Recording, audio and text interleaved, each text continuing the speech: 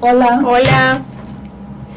Hola a todos, hablemos de Parkinson, un programa del Eje Cafetero y llegamos a ustedes a través de Leven Radio. Programa de la Fundación Parkinson del Eje Cafetero. En el máster, Natalia Saracay. Presentan Ofelia Cruz y Liliana Sánchez. Pueden enviar sus preguntas, inquietudes a nuestro correo fparkinsoncafetero@gmail.com o levenradio.com. La geriatría es la rama de la medicina que se ocupa del cuidado del adulto mayor en todas sus etapas, tanto en el diagnóstico, la prevención, el tratamiento y la rehabilitación. Hoy nuestra invitada es una médica especializada en geriatría. Doctora Mónica, ¿cómo está? Muy buenas tardes a todos los oyentes de Leven Radio y por internet también. Lili, muchas gracias. Ofelia, muchas gracias por la invitación. Realmente estoy muy agradecida con ustedes por darme este espacio para compartir con ustedes. Por aceptar la invitación. Bienvenida, doctora. Muchas gracias. Doctora, diga su nombre y su especialidad, que no la presenté completo. Mi nombre es Mónica Rodríguez, yo soy médico internista, subespecialista en geriatría. Qué bien. Doctora, geriatría es un poco desconocida, la especialización es un poco desconocida en nuestro medio. Cuéntanos de qué se trata la geriatría. De acuerdo, sí, es una rama de la medicina que es más o menos joven, más o menos estamos hablando de 50, 60 años. Es una rama que básicamente se trata de la salud y del cuidado de los pacientes ancianos. Nosotros los geriatras somos netamente médicos y somos los especialistas para tratar las enfermedades de los pacientes ancianos, o sea, los pacientes mayores de 65 años. Esa era la siguiente pregunta. Sí. ¿A partir de qué edad? El proceso de envejecimiento se empieza desde el primer momento en que uno nace. Es más, desde el momento de la concepción ya empieza el envejecimiento. Y como vamos a proyectar nuestro envejecimiento a final de la vida, depende de cómo nos comportemos desde el principio. O sea, desde que la mamita tiene el bebé, cómo se alimenta la madre, cómo alimenta el bebé cuando nace, cómo todos los hábitos saludables que podemos tener en la niñez, en la adolescencia y en el adulto, eso se va a reflejar más adelante en el proceso de envejecimiento cuando ya tengamos 65 años en adelante. Pero no hablamos de un adulto mayor antes de los 65. Las estadísticas son muy relativas. De hecho, la geriatría pone como un límite los 65 años porque teóricamente a esa edad la mayoría de la gente se pensiona, pero no hay un corte biológico, o sea, cronológico, cuando tú digas una edad que ya te estás hablando de un anciano como tal.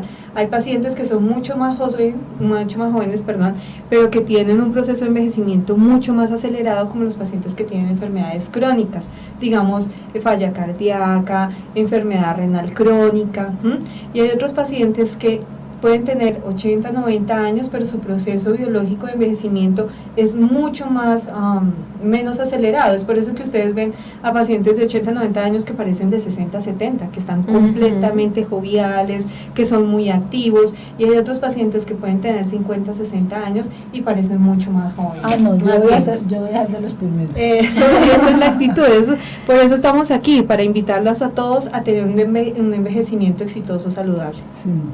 Pero entonces, a ver, digamos el tiempo o el proceso que uno tiene, ¿depende de qué? De la alimentación, depende de todos sus hábitos, de la alimentación, del fumar o no fumar, del tomar o no tomar, de qué actividad física hagas. Todo eso va dando granitos de arena para la formación de un ser humano y cómo ese ser humano, cuando llegue a la altura del envejecimiento, se va a comportar y se va a presentar. Yo en estos días leía algo que decía que pesar de la gente que no fuma, no toma, hace dieta, porque se va a morir, pero no va a saber por qué. O sea, todos nos vamos a morir, pero cómo nos vamos a morir depende de lo que nosotros hagamos, ¿sí? Digamos, el paciente que fuma tiene un envejecimiento mucho más rápido por procesos asociados al cigarrillo que hace que, digamos, el árbol arterial se consuma mucho más rápido, se hace también mucho más rápido, va a haber mayor probabilidad de trombosis en la cabeza, trombosis en el corazón, falla en los riñoncitos. Entonces todo el mundo en algún momento nos vamos a morir, Claro. pero cómo podemos llegar a esa muerte es lo que nosotros decidimos con el curso de nuestra vida. Aunque no siempre tiene que ver con eso, hay un factor genético también, ¿cierto? Sí, obviamente que digamos las enfermedades cardiovasculares, las enfermedades degenerativas como el Alzheimer, como el Parkinson, como el cáncer, hay otras cosas adicionales que pueden tener una base genética, pero eso no cuenta la mayor parte de la estadística. Como tú vives, como tú puedes tener esos hábitos saludables, es lo más probable que va a tener más predominancia sobre cómo vas a llevar tu vida más adelante en el Doctora, envejecimiento. y la parte, bueno, eso es la parte física, ¿cierto? Y la parte emocional influye también ahí mucho. ¿o? Total. O sea, dependiendo si eres una persona completamente dinámica, eres una persona completamente alegre, que te tomas riesgos, que eres, que no, mejor dicho, tomas la vida con alegría, eso va a permitir que tu envejecimiento se vaya mucho más adelante. Si eres una persona apática, depresiva, pues muchas veces ese estado anímico va a hacer que tú cada vez estés más limitada, con más dolores. Acuérdese que la depresión es una enfermedad y se transmite y presenta síntomas en el cuerpo. Entonces son muchas personas que vienen con dolores por todos lados, con dolor de cabeza, con limitaciones, muchas veces ese sedentarismo hace que se engorden y de la gordura sale la hipertensión, la diabetes, el problema de colesterol. Entonces estoy completamente de acuerdo contigo, la vida hay que vivirla con la mayor energía que se pueda y eso se va a transmitir en el envejecimiento. Sí. Pero cuidándose uno, pues en esas cositas que usted... Claro, es que nadie ha dicho que fumar es la panacea, ni que tomar y embriagarse va a cambiar nada, o sea, Y la más. alegría no tiene nada que ver con los vicios. Ser una persona activa, jovial, no quiere decir que tú necesites estar embriagado, estar consumiendo drogas, estar consumiendo tabaco para sentirse una persona plena. No Sino que en la necesariamente. juventud, digamos que es una etapa donde más que todo se vive es eso. No necesariamente. Lo que pasa es que como uno de adolescente le gusta probar las cosas prohibidas, ¿cierto? Porque pues nosotros como adolescentes queremos de cierta manera tratar de desafiar a la autoridad, entonces tomamos eso como unos retos para sentirme mejor, para ser mucho más apreciado en la sociedad. O sea, si yo soy el malo que toma, si soy el malo que fuma, si soy los que tomo riesgos, entonces soy más popular, digámoslo así. No, tú puedes pasar una fiesta rico, delicioso, sin necesidad de estar embriagado ni drogado y tirado en el piso vomitando. Tú puedes ser una persona completamente exitosa sin tener vicios y eso no quiere decir que es una persona aburrida, para nada. Tú puedes llevar tu vida al éxito sin necesidad de tener Sí, vicios. y muchos jóvenes en este momento se han dado cuenta de eso y hay una tendencia a ser sanos. Sí, obviamente porque una época cuando nosotros no, nuestros abuelitos eran muy jóvenes, estaba la visión del hombre Malboro. ¿Ustedes sí se acuerdan? Sí. Que era el hombre, tú eres muy chiquita, era el hombre en el caballo, un vaquero, Sí, súper sexy, con un cigarrillo acá. Uno decía, no, o sea, tener esa visión es de un hombre de éxito, ¿sí? Además que era en un caballo Así precioso y así era un se lo ganadero, pintaban. pues entonces todo el mundo trataba de llegar a esa idea. Entonces fumar se volvió un éxito.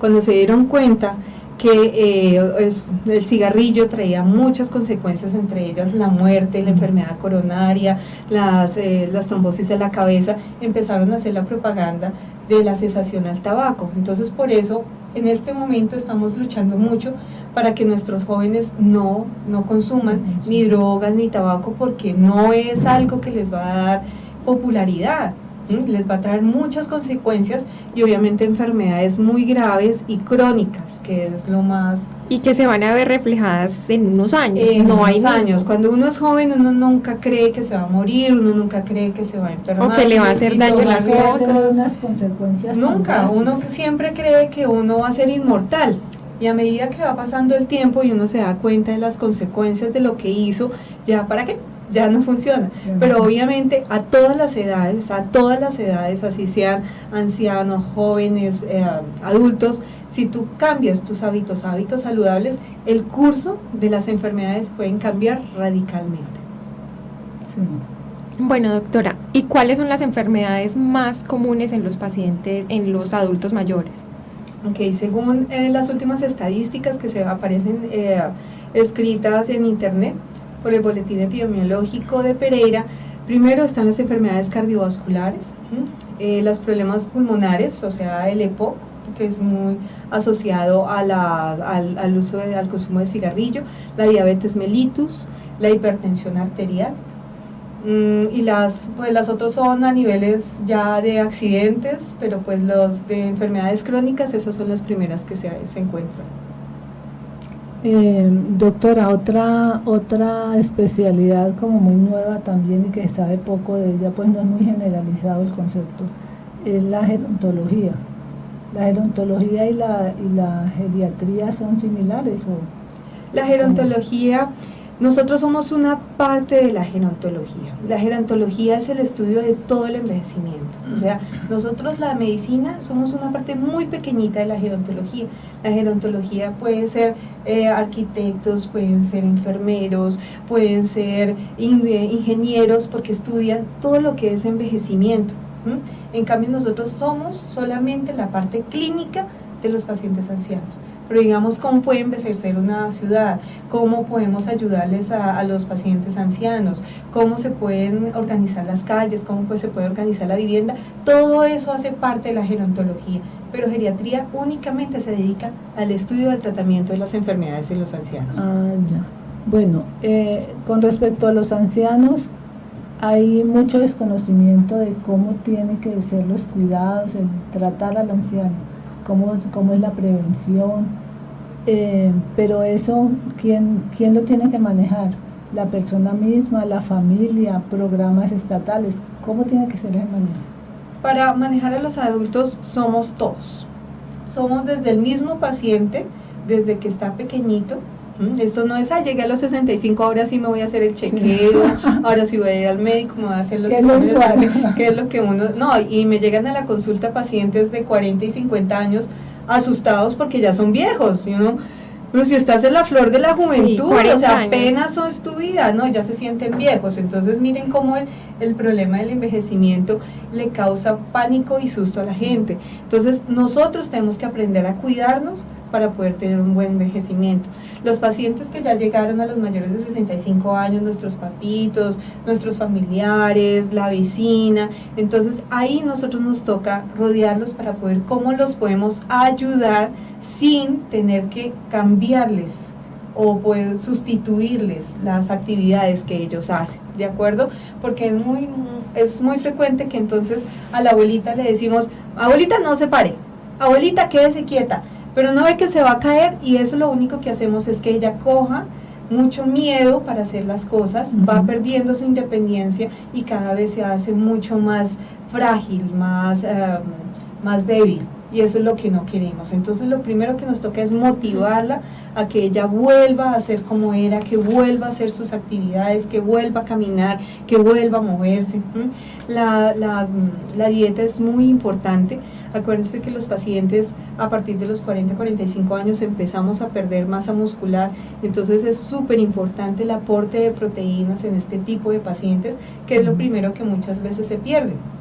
Los pacientes o los familiares les empiezan a dar calditos o les empiezan a dar la galletica con el chocolate o el café y eso aporte nutricional. A no comer mucha carne porque como la masticada pierde fuerza. Exacto. Entonces es muy cierto, tenemos una atrofia de los músculos que tenemos aquí a nivel de las mejillas que se llaman meseterios y eso a veces hace que ellos pierdan la capacidad para masticar.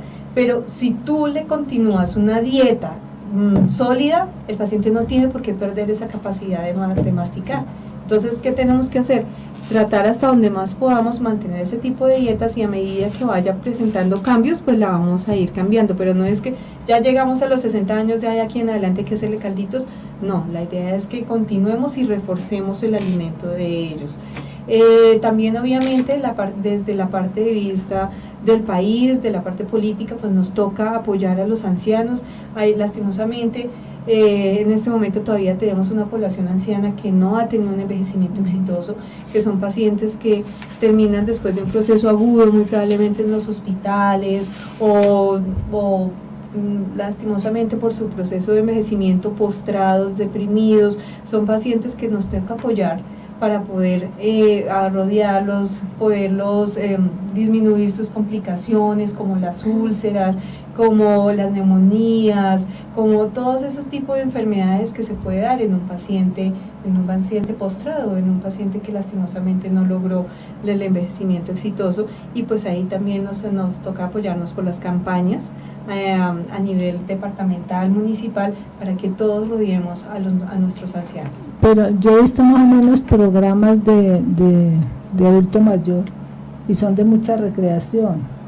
No, yo me imagino un programa para adulto mayor que sea con prevención también, con atención en diferentes áreas. Completamente de acuerdo. O sea, el adulto mayor no es solamente como hacerle recreación, como para que hagan algo, no. Sí tenemos que apoyarnos mucho en actividades lúdicas para que ellos se presten y les guste ese tipo de actividades, pero no solamente es como para ahí, como para que no se aburran, no, tenemos que enseñarles cosas. Ese cuento de loro viejo no aprende a hablar, eso es mentira. Ellos pueden tener una capacidad de aprendizaje siempre y cuando se le hagan las tareas frecuentes, mientras le hagamos un acompañamiento, no a la misma velocidad en la que pueda aprender el joven, pero ellos pueden aprender otro tipo de actividades. Porque yo investigando sobre programas de tercera edad, porque tenía ganas de poner en la fundación un grupito aprovechando los profesionales que tenemos para Parkinson, veía unos grupos que a mí me parecen, no sé si estoy equivocada, pero me parecen demasiado grandes para que un programa de esos tenga éxito. Por ejemplo, una actividad de terapia cognitiva con 35 personas. No, o sea, una cosa es que tú quieras tener algo recreativo. Cuando tienes un programa recreativo se valen los volúmenes altos de personas porque la idea no es incidir en un tipo de enfermedad. Cuando tú quieres rehabilitar a alguien como una terapia de neurorehabilitación, necesitamos máximos 4 o 5 personas porque no todas trabajan al mismo tiempo y cada una de esas personas tiene un déficit específico, que es donde tenemos que trabajar. En el caso de esos programas, ustedes los geriatras son los que asesoran. Nosotros no solamente, nosotros nos apoyamos en otro tipo de disciplinas como la terapia ocupacional y la neurorehabilitación. Entonces, nosotros a través de test miramos cuál es el déficit que tiene el paciente y ya, dependiendo del tipo de déficit, miramos cuál es el profesional más idóneo que nos pudiera ayudar para ayudarle a ese déficit específico. Ah, qué bien. Ve, me parece muy interesante. Pensando en los grupos de la fundación. Hablando del envejecimiento adecuado, pues, ahora se habla mucho de envejecimiento activo. ¿Ese envejecimiento activo es lo mismo que estamos hablando o conlleva algo más? El envejecimiento activo es eso, lograr un envejecimiento saludable, ¿sí? En ese momento, por el advenimiento de nuevas terapéuticas en medicina, los pacientes que han sufrido una enfermedad catastrófica como las trombosis, como fallas cardíacas, fallas renales, están envejeciendo, pero están envejeciendo de una forma no adecuada, llena de enfermedades, y eso es lo que no queremos. ¿Qué es lo que necesitamos en este momento? Es hacer conciencia a las personas jóvenes, a los adultos, que cambien sus estilos de vida para tener una mejor capacidad de envejecimiento, que sean completamente independientes, que sean unas personas que todavía pueden aportar a la sociedad, porque nuestros viejos pueden aportar mucho a nuestra sociedad. Aunque no ayuda el estigma que presenta la sociedad. La misma sociedad desecha al adulto mayor, no aprovecha la experiencia que tiene. De acuerdo, pero eso es nuestro mundo occidental. En el mundo oriental es completamente diferente. En el mundo oriental el anciano es el sabio y todo el mundo le toma digamos el concepto de los ancianos porque han vivido todo. Nosotros tenemos otro concepto y eso es lo que nosotros desde la parte de vista de geriatría queremos cambiar. todos tenemos un estigma negativo del envejecimiento, que es el viejito, que está con un bastón, que está todo encorvado, y de hecho, si ustedes se dan cuenta, o me pasa muchas veces a mí en el consultorio, es que los mismos hijos llegan el momento en que le regalan un bastón al abuelito, necesite o no necesite el bastón, simplemente se lo ponen porque para seguridad. Entonces nosotros mismos nos estamos encargando de decirle a ese anciano que ya se está deteriorando, y eso es lo que no queremos. Y entra muy fácil. ¿Señor? Eso entra muy fácil a la mente. Sí, claro, y muchos de los ancianos pelean con los hijos y le dicen, mijo, es que yo me veo mal con el bastón. No importa, mamá, póngase el bastón. Por seguridad. Por seguridad. Y ella no quiere porque su imagen corporal se niega a utilizar el bastón, y los hijos le obligan a tener el bastón, cuando muchas veces el bastón son causas de caídas. Entonces, nosotros, la idea es que cuando hablemos de un viejo, no nos imaginemos de algo malo. Sobre todo en el mundo actual, tenemos un mundo que tiene mucho susto al envejecimiento. Por eso el botox, por eso las prótesis, por eso las cirugías, porque no nos gusta que nos vean viejos, porque viejos es igual a discapacidad. Eso es lo que nosotros no queremos. Nosotros queremos resaltar que el ser anciano o el ser paciente mayor de 65 años no necesariamente tiene que ser estigmatizado como un paciente dependiente, como un paciente que es una carga para la familia.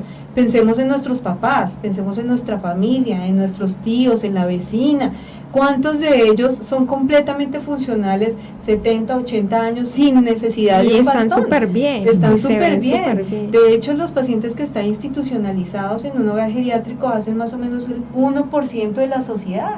Entonces nosotros tenemos una mala percepción del envejecimiento, pensando que todos vamos a llegar a viejitos, encorvados y malos, cuando si ustedes se dan cuenta, en toda nuestra sociedad estamos rodeados de personas ancianas, pero completamente lúcidas y funcionales. Eso es lo que es un envejecimiento exitoso. No le entendí la estadística. El 1% de los ancianos, el 1% de la población, el 1% general está institucionalizado. No son todos. La mayoría estamos completamente, pues los ancianos están completamente perfectos, funcionales. Entonces ahí sí veo yo lo que se dice también, veo importante lo que se dice también de alfabetizar en salud al adulto mayor. Eso es lo que nosotros queremos lograr. Nosotros queremos formar una cultura de envejecimiento, que la gente sepa envejecer, sepa los cambios que va a presentar su cuerpo al envejecimiento, y primero no le dé susto, no les dé susto hacer esos cambios. Y segundo, prepararse para poder afrontar un envejecimiento. Ahorita que hemos visto que muchos de nuestros nietos ya estigmatizan al anciano. Entonces ya, y al abuelito ya no le pongo cuidado. No, ellos son los que más adelante nos van a soportar a nosotros. Entonces tenemos desde chiquitos empezar a enseñarles y decirles, eso no es así, mire que el abuelito tiene muchas cosas que contar, el abuelito te puede enseñar a jugar trompo, yo qué sé, hay muchas otras cosas que nuestros viejos jugaron y que nosotros lastimosamente no lo hacemos ahorita, pero es todo un bagaje cultural que no podemos dejar perder. Hasta uno se da cuenta que no solo los nietos, sino los propios hijos, con las expresiones que dicen que uno escucha en la calle mucho, puede ser que la mamá esté muy joven y el joven le dice, cucha. Claro. Uno escucha mucho eso. Claro. Desde muy jóvenes le empiezan a decir así al papá, cuando no es así. Cuando no es así, y es de una cierta forma, ellos ya se van metiendo como que eso. me cuenten que yo estoy viejo. Ajá. Y lo que yo te digo, llegan a consulta a 40 o 50 años sintiéndose viejo. Sí. Sintiéndose viejo. Entonces es un paciente que ya se envejeció antes de tiempo. Y que deja de ser productivo mucho antes. Cuando yo daba unas charlas en el IDRD en Bogotá, había unos pacientes, yo los preparaba para la pensión y le decía, ustedes tienen que empezar a proyectar un tipo de actividad para cuando se pensionen, no se queden cruzados mirando la televisión. Eso es lo peor, eso es lo que más los deteriora, sino que empiecen a programar cosas, a hacer como viajes. tenemos un paciente en la fundación que dice, no, Yo desayuno y quedo despachado. Ese es el punto, o sea, eso no es la idea es que ellos tienen tanto que ofrecer a la comunidad, a la sociedad, que la idea es que hagan más cosas. Y la familia interviene mucho en eso, porque el año pasado les dimos un curso de emprendimiento para que generaran ideas de negocio. Él fue empresario toda la vida. Y resulta que cuando le dio Parkinson, los hijos le vendieron las máquinas, todo, porque no podía trabajar más. Y entonces cuando dimos el curso de emprendimiento tenía que generar una idea de negocio. Y los hijos lo regañaron porque él porque estaba hablando de trabajo, de qué le hacía falta, de qué necesitaba. Sí. Y él se siente súper incómodo porque que le den plata. Él se siente que no sirve ya, porque los hijos le dan lo plata tienen que para mantener, que no haga nada. y es que ellos tienen que mantener su independencia hasta donde más sea. Yo muchas veces les digo, no, es que ustedes ya tienen que empezar a trabajar con ese gusto por las cosas. Ya no necesito, ya saqué a mis hijos adelante, ya cada uno tiene su hogar, yo ya no necesito ese dinero, en muchos casos sí, pero ya no se necesita como tal, sino ya puedo disfrutar mi trabajo, que a veces uno por tratar de estar en el día al día uno no disfruta su trabajo. Y lo que yo te contaba, yo les daba las charlas y había muchos que me decían, no, yo ya trabajé toda mi vida, ¿para qué voy a trabajar más? Y uno se daba cuenta que eran los que más limitados y estaban deteriorados. Entonces, la pensión no es cruzarse de brazos, no, es poderse proyectar a los demás, proyectar a la sociedad, es llegar a ese culmen que es, ya ahora sí puedo ofrecer muchas cosas a los demás. Y fuera de eso estar ocupados. Esa es la medición del envejecimiento. Por ejemplo, cuando mi esposo se pensionó, yo le dije, la idea no es parar, la idea es que llegó una etapa en que sin afán, ya tiene una parte segura, sin afán va a poder hacer las cosas que le han gustado toda la vida. Con satisfacción. Yo mucho les digo, no pare, empiece a hacer cursos, empiece a enseñarle a la gente joven lo que usted sabe. Qué rico que pudiera ser un profesor, digamos, de arquitectura. Todo lo que ha recogido en toda su vida lo puede enseñar a los demás. Los que, digamos, han tenido muchas experiencias de otras cosas pueden ser profesores universitarios, o pueden ellos mismos montar una misma empresa, ya con un carácter de pronto competitivo o no, eso lo determinará la satisfacción que él quiera y hasta donde quiera llegar. Pero lo peor que uno puede esperar para un paciente pensionado es sentado cruzado de brazos. Eso es cuando ya primero viene la depresión, porque no tiene nada que hacer. Y ahí se empiezan a manifestar las enfermedades. Todas las enfermedades, los dolores osteomusculares, la hipertensión arterial, como están sentados y ya no hacen nada, entonces empiezan a quedarse obesos y de ahí serían el resto de patologías. Entonces, para los pensionados, lo más importante es continuar su vida, sus proyectos. Hay personas que empiezan un nuevo idioma, entonces empiezan a aprender un nuevo idioma. En Estados Unidos tienen la posibilidad de entrar a la universidad nuevamente y hacer cualquier otra carrera, y los apoyan mucho. Qué bueno, tenemos que aprender todo eso.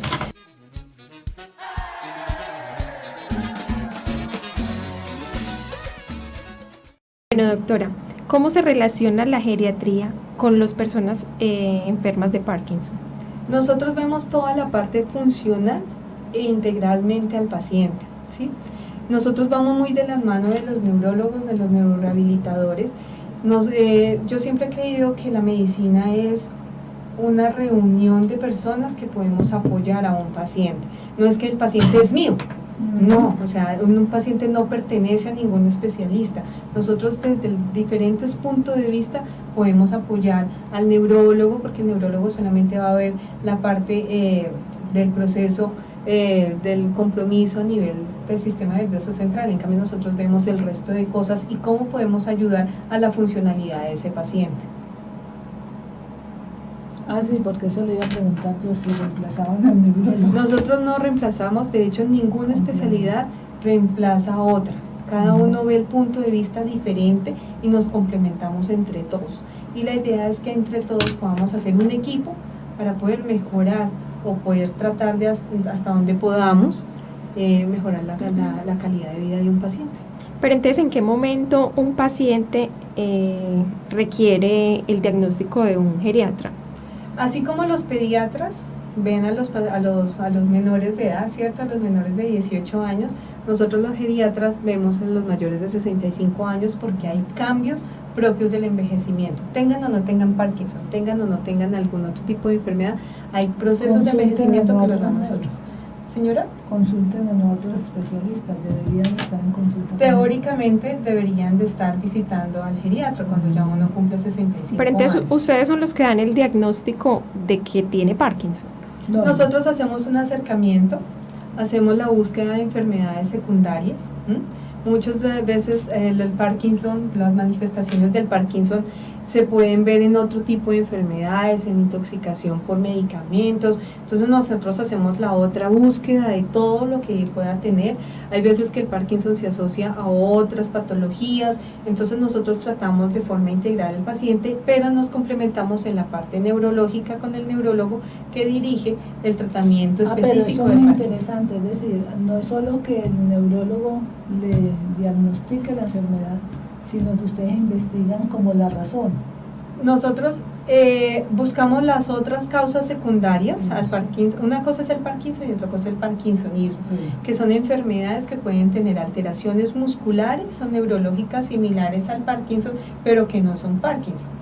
Pero ya cuando el paciente se diagnostica como Parkinson, nosotros le ayudamos en el otro tipo de patologías y cómo podemos, hasta donde se pueda, mantener la funcionalidad del individuo. Ah, qué bien. Doctora, tenemos una sesión que se llama las preguntas de los oyentes. Aquí tenemos dos preguntas. El geriatra atiende en general todas las enfermedades del adulto mayor, ya quedó respondida. Sí, nosotros vemos todo lo que es proceso de envejecimiento, funcionalidad, y entonces todas las patologías asociadas a los mayores de 65 y la años. funcionalidad se apoyan ustedes con otras profesiones, me imagino también. Con Nosotros, fisioterapeutas. sí, claro. O sea, nosotros más o menos organizamos todo el equipo para mirar cuáles son los objetivos y cómo se van cumpliendo los objetivos. Los que ya realizan las actividades como tal, ya son los otros equipos, como la neurorehabilitación, como terapia física, terapia ocupacional, fonoaudiología, dependiendo de lo que cada uno paciente tiene. Ya digamos, si necesitamos el concepto de algún otro tipo de especialista, porque ya tiene una enfermedad adicional como neumología, cardiología, endocrino, algo, ahí es cuando uno remite a los diferentes especialidades, pero la idea es que nosotros somos como ese director de orquesta, sí, para poder lograr un objetivo. Ah, qué bien, ese estuvo perfecto ese ejemplo. Sí. Le dan entrada a los otros. Exacto.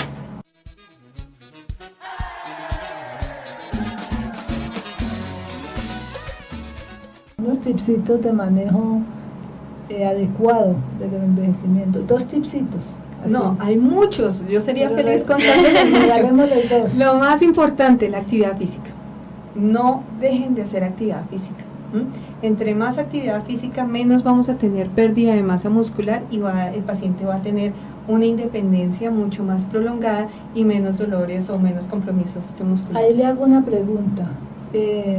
Muchas veces las personas les gusta solamente montar en bicicleta.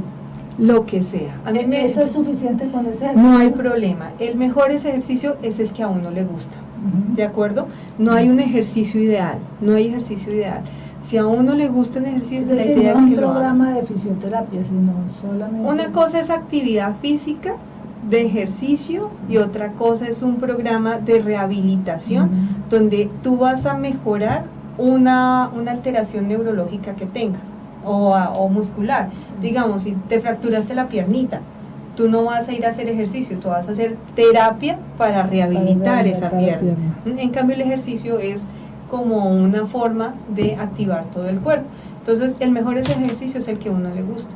Todo el mundo dice, no, es que yo camino, pero caminar muchas veces no es suficiente y sobre todo si se va de paseo como por las tiendas, eso no sirve para nada. Como de centro comercial. En el centro comercial, había muchos pacientes que me decían, no, es que yo cojo el carrito del éxito y me voy por todo el éxito caminando. El médico me mandaba a hacer ejercicio 20 minutos. 20 minutos. Sí, Uno se ha dado yo cuenta. decía, doctor, pero es que yo camino más que eso. Yo llego donde un cliente, me bajo del carro, lo parqueo y me voy a 2 cuadras, luego salgo de ahí. Todo esto sumado son horas.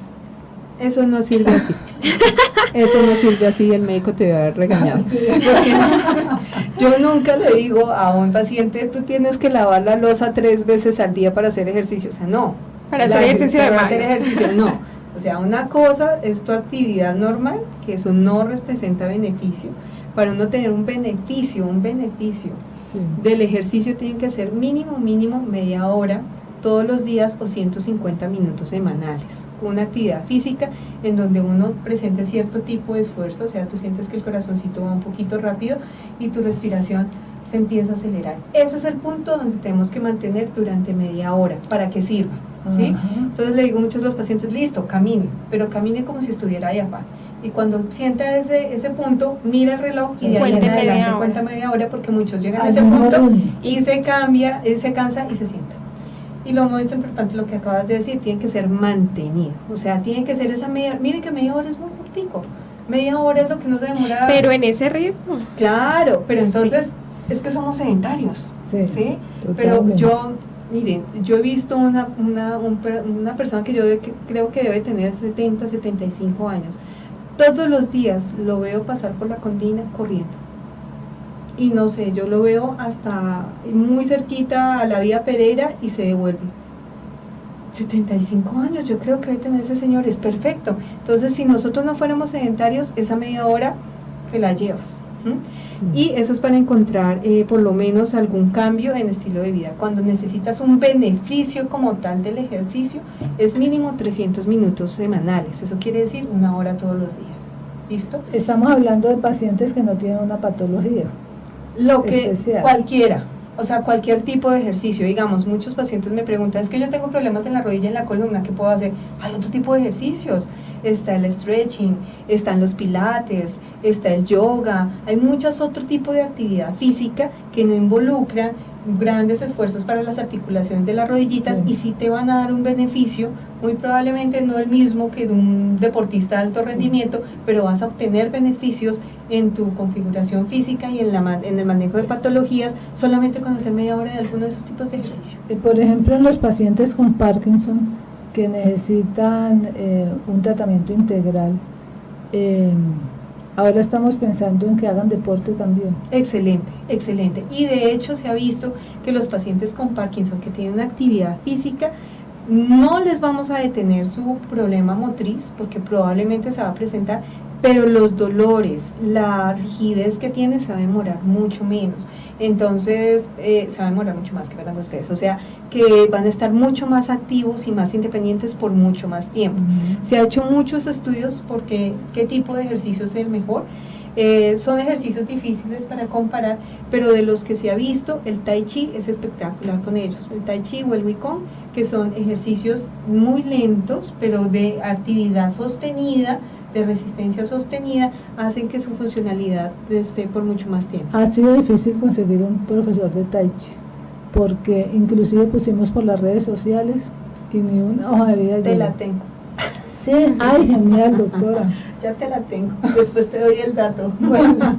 Pero sí lo tenemos en Pereira. No son frecuentes, Ajá. no son frecuentes. Es una disciplina oriental, Sí. pero hay personas que sí lo hacen y sirve. Y para los pacientes que tienen problemas articulares, problemas de estrés o derivados del estrés, como la fibromialgia, o muchos problemas como la artrosis, esos para el Tai Chi o el Wikong son excelentes.